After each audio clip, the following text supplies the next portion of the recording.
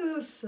Bienvenue dans cette nouvelle vidéo, j'espère que vous allez tous bien. Aujourd'hui on va traiter d'un sujet assez particulier, comme tous les sujets j'imagine. Si vous avez regardé ma première vidéo, vous savez que j'ai quelques petits tatouages sur le corps. C'est de ça qu'on va parler aujourd'hui. Donc je vais tout d'abord vous présenter tous mes tatouages, j'en ai 5 en tout, et après ça je vais vous montrer comment on entretient un tatouage, car en effet j'ai un nouveau tatouage. On va commencer sans plus tarder, c'est parti! Alors je vais essayer de faire ça chronologiquement. Bon c'est facile parce que j'ai que 5 tatouages donc ça va pas prendre longtemps. Donc je vais vous parler de mon tout premier tatouage et c'est celui-ci.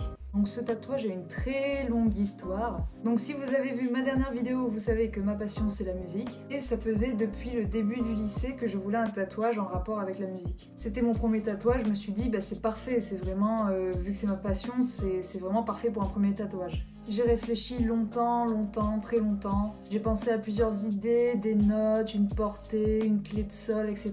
Et en fait, j'avais trouvé un premier design. Et c'était en fait, vous savez, une clé de sol à l'envers avec une clé de fa et ça faisait une sorte de cœur. Et en fait, ça venait de mon esprit. Donc j'étais persuadée que personne l'avait vu que c'était une invention de mon esprit. Et là, je commence à regarder sur internet et je vois que tout le monde a ce tatouage.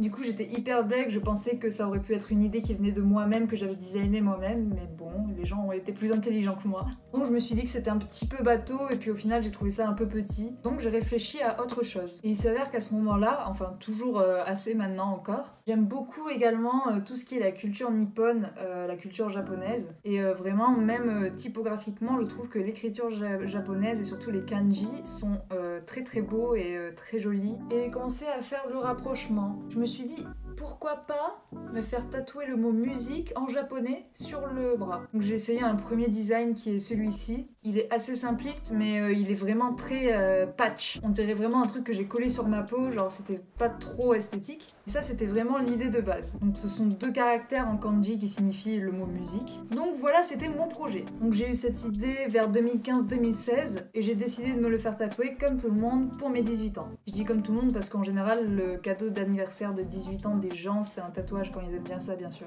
Donc je commence à chercher des tatoueurs qui me plaisent et ça tombe bien, je tombe sur un tatoueur qui vient de s'installer dans ma ville. Donc je m'y rends en physique et je lui propose mon projet, je lui montre et on discute du projet. Et il pense la même chose que moi, c'est-à-dire que le tatouage fait vraiment patch collé quoi. C'est pas du tout esthétique, c'est juste des traits noirs très épais et c'est pas très très beau. Et donc il prend son petit crayon, il prend une petite feuille, il essaye de recopier à peu près les caractères avec son écriture et là il me fait un super croquis. Son idée c'était vraiment de faire style calligraphie avec la peinture, enfin du coup avec l'encre de Chine. Ils ont toujours ces écritures avec le pinceau et c'est vraiment ça qu'il voulait essayer de représenter. Et il a même voulu essayer de mettre des petites taches un peu partout pour faire comme si l'encre le giclait de temps en temps. Et franchement j'ai vraiment adoré son idée. Du coup, quelques semaines plus tard, je prends rendez-vous et je me fais tatouer mon premier tatouage. Alors j'ai pas choisi la bonne période parce que premièrement c'était en été, et ça je vous l'expliquerai plus tard, mais sachez qu'exposer un tatouage au soleil c'est pas très conseillé. En plus de ça, à ce moment-là je travaillais à McDo, donc c'était un peu difficile pour éviter de toucher cette zone. Et du coup je sais que c'était déconseillé, mais j'ai mis du cellophane pendant 1 ou 2 semaines. Ça permet pas au tatouage de s'aérer et c'est pas très optimal, mais bon j'avais pas le choix, sinon je pouvais me prendre des jets d'huile sur le tatouage et ça pouvait empirer. Donc voilà l'histoire, au final il a très bien cicatrisé, il me plaît vraiment beaucoup. Bon maintenant il a un peu bleui puisqu'il est assez ancien et je mets pas de crème solaire quand je vais au soleil alors qu'il faut le faire. Donc il a un peu perdu de sa couleur noire mais moi ça me dérange pas du tout. Au contraire, limite je préfère parce qu'on dirait vraiment qu'il est dans ta peau depuis longtemps et que vraiment il est ancré. Et j'aime bien cet effet un peu vieilli, un peu bleu, enfin moi ça me dérange pas donc au final y a pas de souci. En ce qui concerne mon deuxième tatouage, je voulais également qu'il touche à la musique et plus principalement à mon instrument principal qui est le violon. Alors ça j'ai pris un peu moins de temps pour réfléchir parce que j'étais sûre et certaine de vouloir un violon. Mais je savais pas trop si je préférais un violon réaliste avec des couleurs, aquarelle ou simpliste. Enfin quand je dis simpliste c'est minimaliste. Et du coup j'ai passé quand même beaucoup de temps à chercher sur internet des photos d'inspiration qui pouvaient me donner des idées. Et au final j'ai trouvé quelque chose qui me plaisait donc c'était plutôt tourné vers le minimaliste. D'ailleurs au passage sachez que c'est plutôt le style qui me convient en général. J'aime pas du tout ce qui est réaliste, c'est vraiment pas ce que j'aime. crème. Et donc j'avais trouvé une image sur internet qui reprenait un style qui me plaisait. Et là pareil, il y a ce moment de recherche de tatoueurs. En général je regarde sur Instagram parce que beaucoup d'artistes postent leurs travaux. Cette fois-ci j'ai essayé de trouver un tatoueur ou une tatoueuse plus proche de ma ville étudiante. Et là j'ai trouvé une artiste qui faisait vraiment des dessins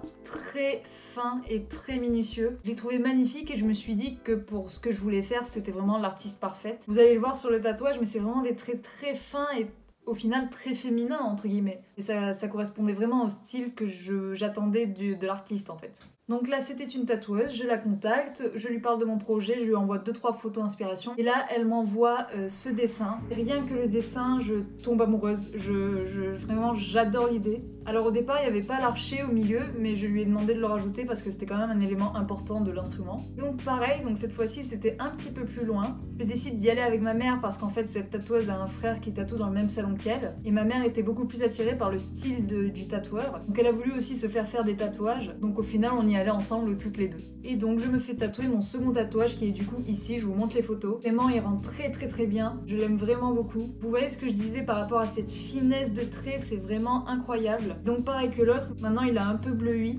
Parce que pareil, je mettais pas de crème solaire quand j'allais au soleil et du coup il a un peu perdu de sa couleur noire. Mais encore une fois, c'est pas grave, j'aime bien. Donc ça c'était en février 2020 et d'ailleurs le premier c'était en juin 2018. Ensuite, j'apprends qu'une amie à moi a fait une formation hygiène pour tatouer et je m'intéresse un peu à ce qu'elle fait parce qu'elle avait besoin de cobayes entre guillemets pour commencer à tatouer. Surtout pour s'entraîner sur des vraies peaux humaines. Mine de rien c'est un gros travail. Surtout qu'elle c'était pas à la machine comme on peut connaître et comme c'est plus commun de voir. Et en fait ça s'appelle du handpoke. C'est-à-dire qu'elle prend une aiguille dans sa main, mais une seule aiguille, et qu'elle, elle pique point par point en fait sur ta peau pour faire un tatouage. C'est très compliqué au début parce qu'il faut savoir faire des lignes avec des points, c'est incroyable. Cette amie-là avait plus besoin de cobayes de main en fait. Enfin de main et de tous les endroits un peu compliqués, par exemple les oreilles, l'intérieur des oreilles, le cou, les mains. Et moi je voulais juste des tout petits tatouages histoire déjà qu'elle s'entraîne et surtout parce que j'avais pas envie de faire des énormes trucs parce que c'est très long au handpoke. Du coup ce que je voulais faire à la toute base c'est me faire tatouer mon signe et quelques petites fioritures, des points, des lignes sur les doigts.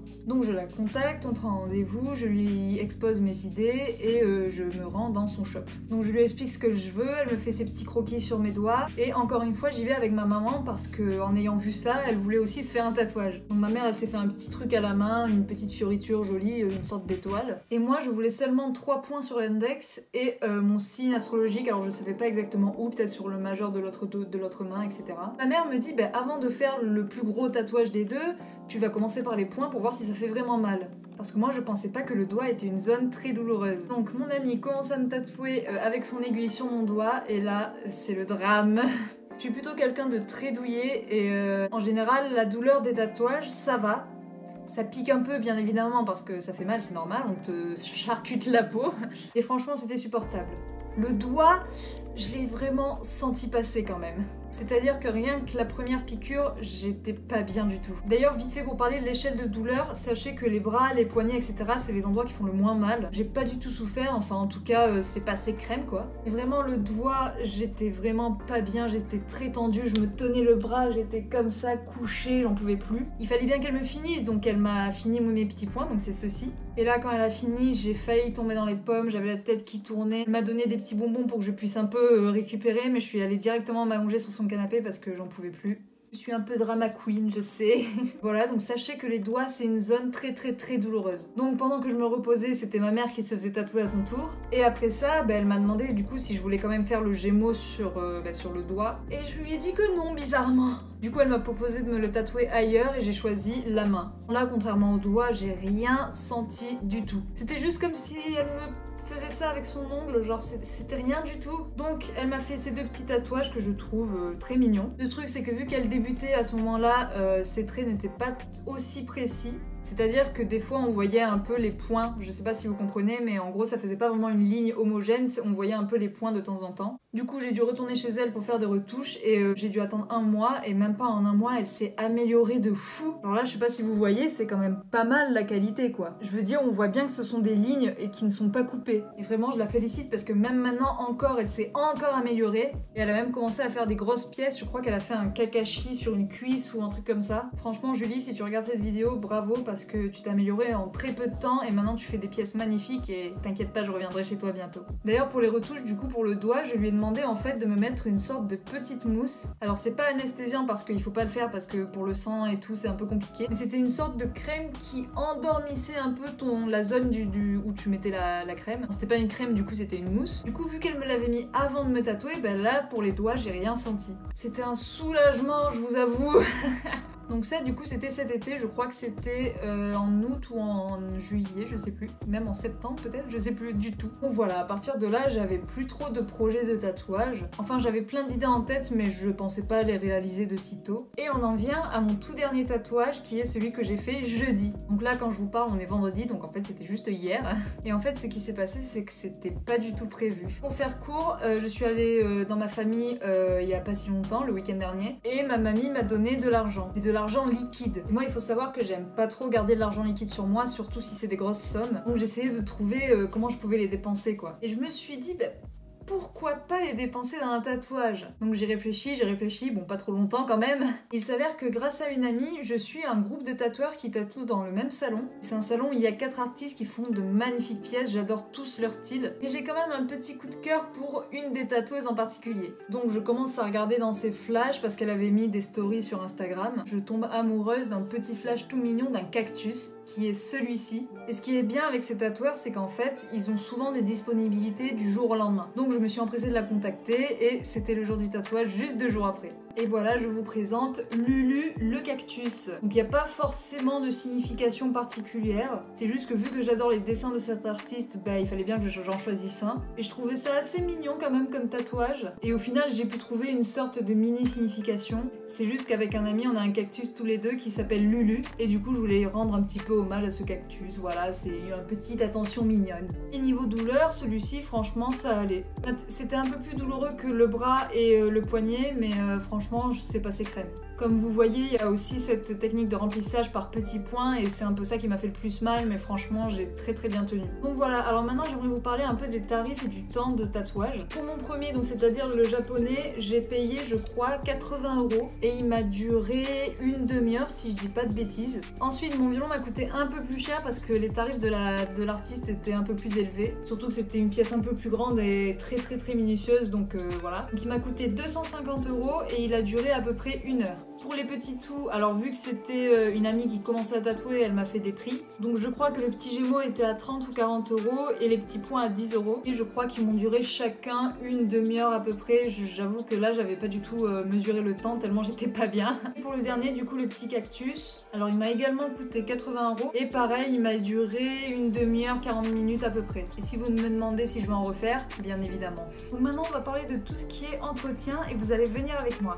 Donc dans un premier temps, dès que le tatouage est fini, directement le tatoueur va appliquer une sorte de crème liquide et c'est en fait un pansement liquide. C'est une sorte de gel qu'elle applique sur le tatouage qui va sécher et qui va permettre de protéger le tatouage. Donc ça dépend des tatoueurs, mais souvent c'est aussi du cellophane ou une sorte de pansement collé à la peau, limite transparent. Donc ça, il faut le garder 2 heures maximum car du coup ça étouffe un peu le tatouage. C'est voilà, juste histoire de rentrer chez toi tranquille en protégeant le tatouage. Donc dès que tu rentres chez toi, après ça, il faut le laver avec du savon pH neutre et surtout en t'étant bien lavé les mains avant. Tu sèches le tatou en tapotant avec un sopalin ou une serviette propre pour éviter tout ce qui est germes et bactéries parce que oui, c'est une plaie ouverte donc il faut faire très attention. Ensuite, tu passes de la crème en fine couche, c'est souvent une crème spéciale cicatrisante. Tu l'appliques, il faut également masser la zone pour que ça pénètre bien dans le tatouage. Il faut éviter que ce soit trop épais parce que si c'est trop épais, ça peut étouffer la peau et donc provoquer une mauvaise cicatrisation. Tu le laisses à l'air libre jusqu'à ce que tu ailles dormir. Et avant ta première nuit, tu relaves ton tatou toujours avec un savon pH neutre, tu le sèches toujours avec un sopalin ou une serviette propre, puis tu remets de la crème. Il est conseillé de le protéger avec une compresse ou un cellophane parce que ça peut tacher les draps dû au rejet d'encre. Ça, ne vous inquiétez pas, c'est tout à fait normal. C'est une réaction que la peau a pour bien cicatriser. Donc dès le lendemain du tatouage, pendant 1 mois. C'est ce que je vais vous montrer maintenant. Donc tout d'abord, tu laisses toute la journée ton tatouage à l'air libre, donc sans pansement. Tu laves le tatouage matin et soir, toujours avec le savon pH neutre. Ça, tu peux en trouver, en général, les tatoueurs te les donnent sur place. Tu nettoies le savon, tu sèches avec une serviette propre ou un sopalin. Et juste après, tu appliques la crème 3 à 6 fois par jour. Donc tu peux en passer une le matin, le midi, au goûter, le soir et avant de dormir. Toujours en fine couche, toujours en ayant les mains propres. Donc pendant un mois, il faut éviter tout type de friction, c'est-à-dire le contact avec la poussière, avec les animaux, avec des matières synthétiques. En effet, il faut vraiment privilégier le fait que le tatouage soit à l'air libre. Et si vraiment vous avez besoin de mettre un pantalon, privilégiez le coton ou les joggings très larges ou les baggy. Il faut pas non plus prendre de bain, s'exposer au soleil, prendre un sauna ou un hammam parce que ça peut favoriser l'infection du tatouage. Pendant les premières semaines, il peut y avoir des risques de rougeur, de bleu, une sensation de brûlure, mais c'est tout à fait normal. Dès les premiers jours, il peut également y avoir des croûtes. Il faut surtout pas les toucher, ni les gratter, ni les arracher. Et si vraiment ça démange trop, tu peux repasser de la crème dessus pour hydrater et un peu rafraîchir le tatouage, quoi. Donc tu fais ça vraiment tous les jours, toujours avec les mains propres, toujours avec des affaires propres. Et dans un mois, tu regardes si ton tatouage a besoin de retouche en envoyant la photo à ton tatoueur. Et quand il te fait la retouche, tu reproduis ce processus pendant un mois. Ensuite, quand le tatouage est bien cicatrisé, il faut quand même continuer certains soins. Tout d'abord, il faut hydrater le tatouage au moins une fois par semaine, donc soit avec de l'huile de coco, soit avec la même crème que vous avez utilisée. Quand tu vas au soleil, il faut mettre de la crème solaire indice 50. Et tout ça, il faut le faire à vie. Et ça, on me l'a jamais dit. Parce que au plus ta peau est bien entretenue, au mieux le tatouage tiendra et restera de qualité. Parce que oui, si tu t'exposes au soleil, comme je vous ai expliqué tout à l'heure, le tatouage va vieillir, va changer de couleur, il va bleuir ou verdir pour les tatouages noirs. Il peut même s'étaler un peu, d'ailleurs ça m'était arrivé avec mes 2 tatouages. On voit que les traits sont un peu moins fins, un peu plus étalés sur la peau. Du coup, ça dégrade totalement la qualité du tatouage. Voilà, je pense que j'ai tout dit. J'espère que si vous avez envie de vous faire des tatouages, je vous aurai rassuré. Réfléchissez quand même bien avant de faire un tatouage parce que c'est quelque chose qui reste à vie, mais ça c'est un discours cliché, mais il est quand même nécessaire. Après, il y a toujours le détatouage, mais c'est souvent très cher. Et sinon, je tiens à vous faire savoir que même si vous êtes douillet, vous pouvez vous faire tatouer, je le confirme. Voilà, j'espère que cette vidéo vous aura plu. J'espère que j'ai pas dit de grosses bêtises par rapport au tatouage. Si c'est le cas, vous avez le droit de me corriger dans les commentaires si vous êtes tatoueur ou si vous vous y connaissez mieux que moi. J'ai mis les Instagram de tous les artistes qui m'ont tatoué dans la description. Allez voir leur travail, c'est vraiment magnifique. Et j'espère que vous auriez aimé cette vidéo. A plus l'équipe!